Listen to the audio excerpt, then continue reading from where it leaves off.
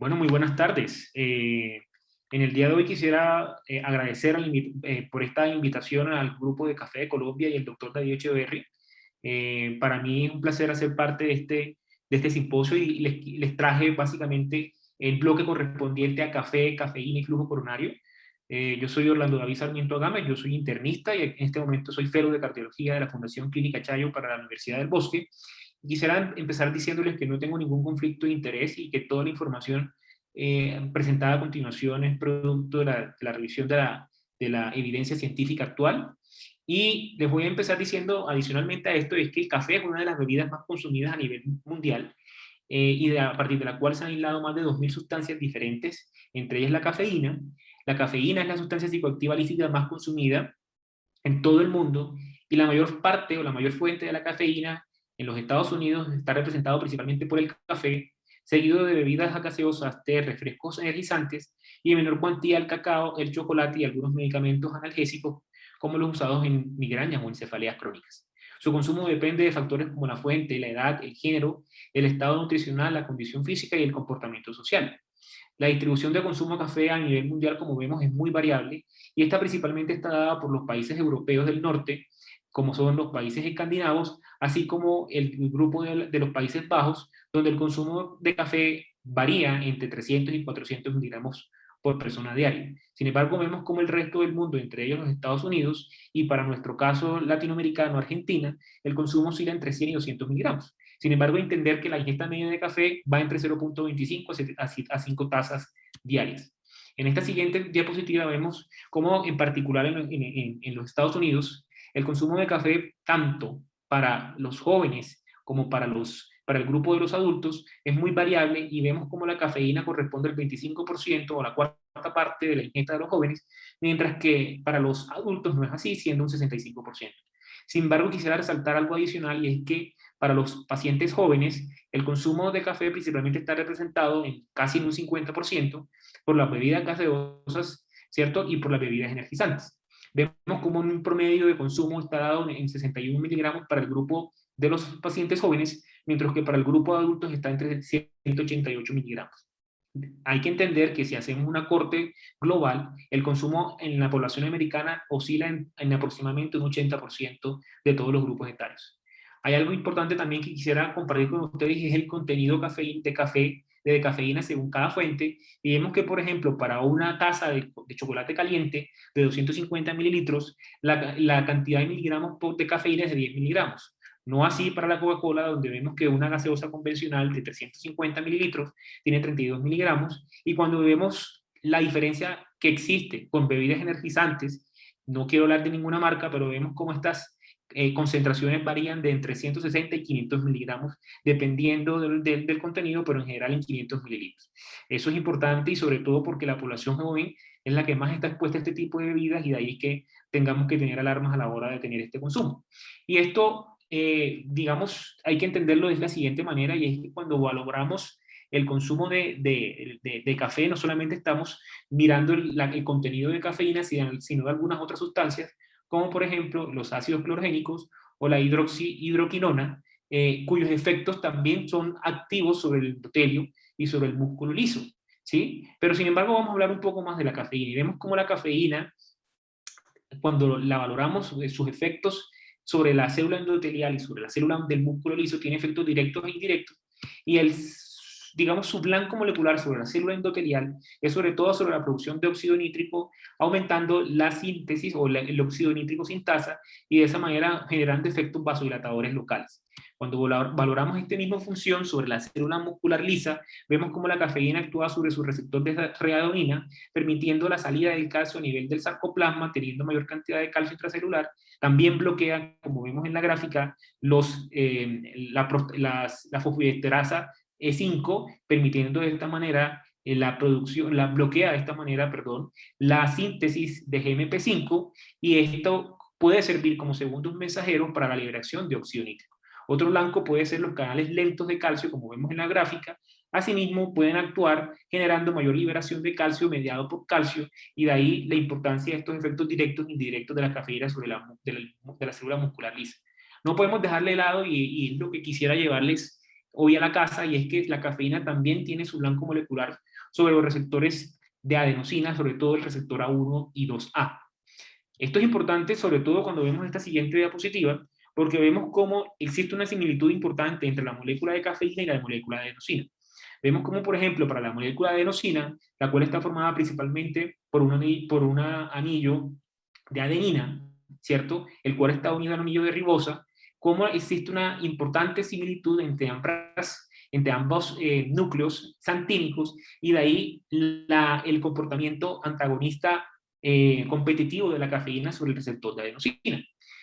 Y quisiera adentrarme un poco más sobre la adenosina, y es que cuando vemos el comportamiento biológico, el cual es, digamos, está en diferentes territorios vasculares de la anatomía humana, vemos cómo esta adenosina, cuando está sometido el paciente a una actividad fisiológica como es el ejercicio moderado o intenso, con un aumento en las demandas de oxígeno y con una caída de la producción de ATP, digamos, aumentaría la producción de adenosina. Y cuando esto sucede en condiciones patológicas, como por ejemplo la isquemia, o en condiciones de enfermedad coronaria crónica, por ejemplo, o síndromes coronarios agudos, vemos cómo esa deficiencia de oxígeno también generaría menor cantidad de ATP disponible. De ahí que una vez liberada la adenosina, este va a actuar principalmente sobre sus receptores A1 y A3, ¿cierto? Mediado por proteínas G inhibidoras, las cuales lo que finalmente hacen es bloquear la dinlatociclasa, mientras que los receptores 2A y 2B se unen a proteínas G activadas, las cuales median la activación de este AMP cíclico. De ahí la importancia probablemente que tengan unos receptores, sobre todo los A1, sobre sus efectos vasoconstrictores, y en menor medida los efectos sobre las estructuras cardíacas del sistema de activación sobre el nodo auricular y el nodo sinusal, mientras que estos actúan directamente sobre el músculo lisovascular. Y es lo que vemos a continuación. Vemos, por ejemplo, cuando esta adenosina actúa sobre el receptor A1, sobre el nodo sinusal y sobre el nodo aurículo-ventricular, el efecto generalmente global lo que genera es una disminución de la cronotropía y una disminución del dronotropismo.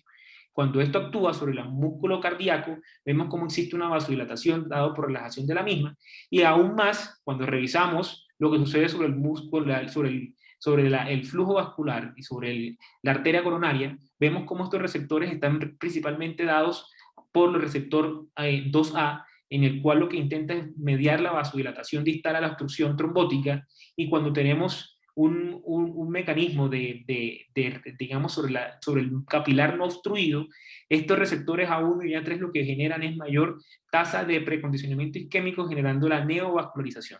No obstante, hay que entender algo más, y es que estos receptores 2A también existen en la plaqueta, y es lo que reduce la arterialidad plaquetaria y actúa de esta manera disminuyendo la cantidad trombótica en casos de eventos coronarios agudos, por ejemplo. Una vez dicho esto, vemos cómo en el modelo de circulación coronaria más actual, vemos cómo, por ejemplo, existen tres estructuras importantes a destacar, o tres partes, ¿sí? Donde las arterias epicárdicas, aquellas mayores de 400 micras, en las arterias prearteriolares y las arteriolares, las cuales tienen un tamaño entre 100 y 400 micras, y finalmente el grupo capilar. Estos grupos se van a distribuir de manera importante la tasa de resistencia al flujo coronario. Cuando valoramos, digamos, parte a parte digamos, esta intervención de la resistencia que ejercen los vasos tanto arteriolares como capilares, vemos como el 75% de la resistencia está mediada por este tipo de vasos. Y es importante entender esto porque aquí es donde actúa la adenosina. La adenosina puede incluso disminuir la resistencia vascular coronaria hasta en un 70%, principalmente por su actuar en estas últimas dos estructuras. Y cuando eso lo revisamos en estudios de vida real, vemos como el grupo de Zurich, ¿sí?, encontró a partir de esta corte de pacientes, de 18 pacientes sanos, de consumidores habituales de café, los cuales habían suspendido 3 días antes su consumo, los exponían al ejercicio en bicicleta y con una carga de cafeína, una vez que estaban digamos, en fase de reposo, midiendo flujo coronario. Y ellos lo que hacían es darle una tableta de 200 miligramos a este grupo de pacientes, y los dividían en dos grupos. El grupo 1, pacientes con normoxia, con una altura habitual y en condiciones normales prácticamente, y aquel grupo 2, dado por grupo hipóxico, en el cual se simulaba una altura de 4.500 metros sobre el nivel del mar con cámara de gases. En ese punto se medían del flujo coronario por PET a través de agua marcada con oxígeno 15, y también se medía la reserva de flujo coronario medido tanto por el flujo coronario en estrés sobre el flujo coronario medido en reposo.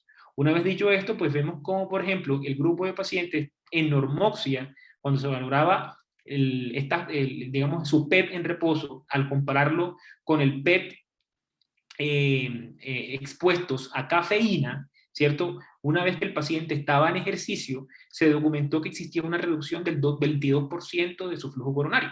Y si eso mismo lo hacíamos en el grupo de hipoxia, vemos como este flujo coronario también se reduce, pero aún más, hasta un 39%. Este mismo grupo, posteriormente, 3 años, luego del primer estudio, decidió valorar qué sucedía con los pacientes con enfermedad coronaria, tanto conocida como sospechada, y se comparó con pacientes eventualmente sanos, y vemos aquí la diferencia en edad entre un grupo y el otro.